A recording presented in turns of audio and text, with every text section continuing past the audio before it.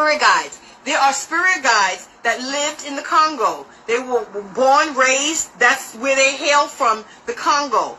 Just like any other spirit guide, they lived a life on this plane. There's not one Congo spirit. No, there is not. Remember, Apollo is one thing. Congo is another. Congo is a place. Congolese is a people. Palo is a system, a tradition, a spiritual practice. They're different. There's mad Congo energies. Oh my God. Are you kidding me? I have multiple. Not part of my Palo. Because I'm a Yayi in Palo. You know what I'm saying? That's dumb. Then you have spirits that lived in the Congo. Do you have those spirit guides as well? 1,000%. Men, women, all of that.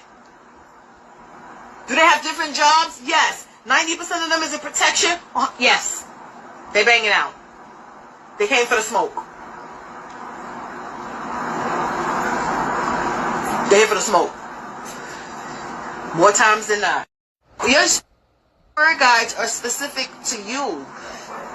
There was an energy that lived on this plane at some point as a human that has died, and that spirit has decided to come back and work with you. They had a life, they had a name, they had a family, they had a job, they had a past, they had a history, all of that. With my spirit guides, do I sit and find out all of that information about them? Yes. I asked them when they died. I asked them what year what centuries they lived in. I asked all of that kind of question. I want to know how old the spirit is that I'm dealing with. I have to act differently and relate differently to a younger spirit than I would a spirit that's like 58 to 60 something years old. She's older than me. I have to give her a different kind of respect.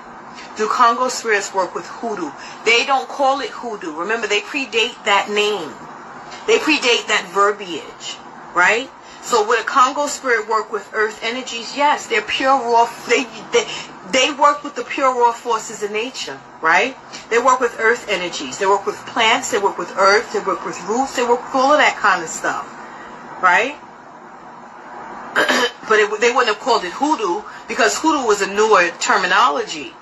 You know, they put that terminology with the persons that were enslaved and brought to the States, right? Which at the time weren't the States, but now is the New World, right? So the Congo spirits don't consider it hoodoo.